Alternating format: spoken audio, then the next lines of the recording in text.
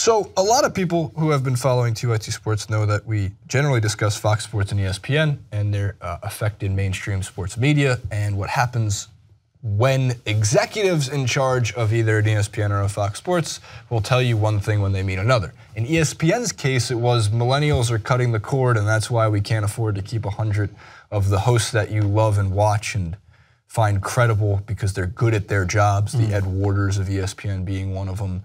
I think John Clayton was one of them. People who have some of the biggest connections in the industry, right? And they get fired because it's our fault, Francis and my fault, because we don't want to pay for cable. No, it's because you signed really bad TV deals and you don't want to admit that. But Fox Sports, I'm half and half on this one because they fired a lot of writers. And there was some reports saying that they fired a lot of writers so they can have others come in to promote more of their debate shows. And their debate shows sometimes fall in the line of being just pure attention-grabbing things, AKA constantly promoting the LeVar Balls of the world, having on, going into some spaces that some sports viewers do not enjoy.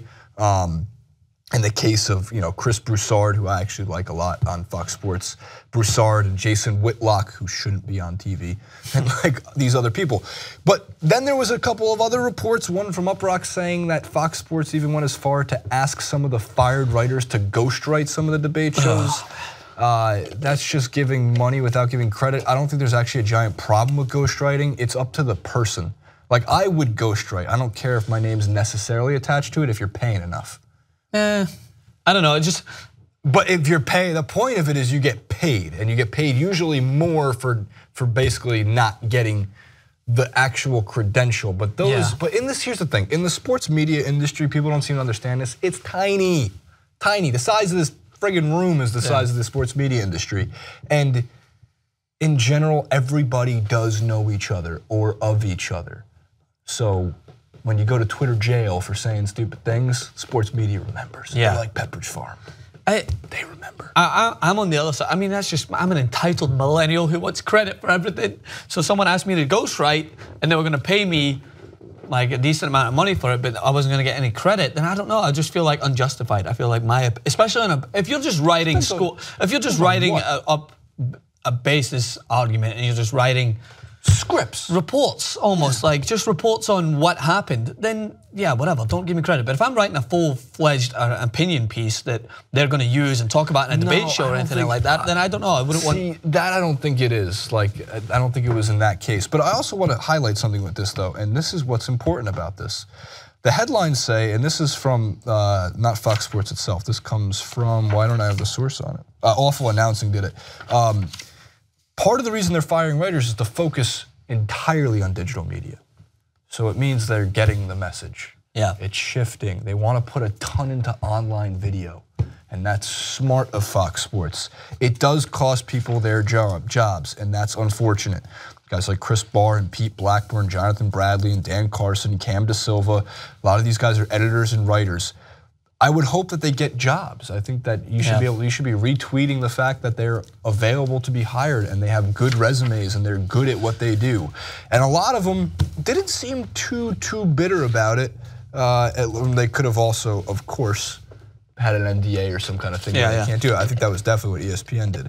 So one of them, like Aaron West said, had a great year at Fox with a ton of met some amazing people. My job, the bad is my job is gone, but the good is you can hire me and my DMs are open. The case of this is there's going to be, we're an online-only company. We don't pivot towards digital media because we live and breathe digital media. So at no point are we going to see people, like we can never fire people and go, it's because we want to pivot towards online video. Yeah, we all work in online video. Yeah, this is an ongoing thing that people that fell behind the trend try to play catch up. Right? It's like people that were so hesitant to invest in online digital media that are now cutting jobs so that they can play catch up. ESPN is undoubtedly the best example of this. How many staffers have been laid off? They still lie. Yeah, and they lie about it, but they pledged a lot of their continued wealth into trying to continue to maintain their subscriber base, watching and getting newsletters and buying magazines and watching their TV shows, when they really should have been putting more into online content. And therefore, when people like Fox invested into going into online content and opinions pieces and making sure that personalities are who they need to continue to invest in, ESPN had to play catch up because they're like, oh wait, people don't want to just see the same thing on cycle after cycle after cycle. Don't get me wrong, you're always going to have an audience for SportsCenter because that's where you go if you want to just have something in the background and watch highlights on. But then when they try to play catch up and investing in online, then they're going to have to be cuts for that. You're going to have to try to make up that bottom line of the amount of money that you spend in investing in. How much do they spend on highlights and TV rights that you mentioned? Because I remember you were talking about that. They owe $11 billion over 4 different sports packages through 2026. Bananas. So right, 11 billion, which is what someone goes, I feel like the 100, or actually it was 300 personalities. And again, you got to remember that they fired like 500 writers, editors, producers, the people who don't have the familiar face that we associate with like an ESPN hosting job. You can combine all 800 of their salaries. It ain't paying for one Monday Night Football game. Exactly, and they lost out on several personalities that made the transfer, not just because they probably could have been given the money, like they could have easily kept on Bill Simmons and Colin Cowherd and those guys, but they're all moving because their ideology was backwards. They didn't want to embrace those opinions and kind of wanted to prevent that from being the forefront of their content. And that's why all these guys have moved away. That's why the last remaining personalities that they have, I like listening to, why am I blanking? Jesus Christ. There's a few of them. I like listening to Bomani Jones? I like listening to Scott Van Pelt, and I like listening to why am I blanking on his name? Boxing host, First Take. Max Kellerman. Jesus Christ, I'm picking this up again. I like listening to Scott Van Pelt. I like listening to Max Kellerman. I like Stephen A. Smith's outlandish takes. But you're like, you're literally clutching at straws to maintain that personality-driven content, whereas Fox are just bulldozing ahead in terms of the Colin Cowherds of the world. Yeah, they go super controversial. That's why people get upset, because they look and they say like, man, like if a lot of the writers too. There's a guy I retweeted actually recently and told him to keep writing because he got Katie Nolan's attention. Katie Nolan, I don't think she has a show on Fox Sports 1, but she should. I'm not sure if Garbage Time is a show or if it's only online. Whatever it is, she should, because she's one of the best in the business. You've said that for years now. Yes, since she started doing digital media, and that. You got a like or a retweet from her, right? Or a follow? Once a year. No, Jenny Dell's the one. The perfect Jenny Dell, who's married to Will Middlebrooks. So I'm not overstepping here, Will. I promise.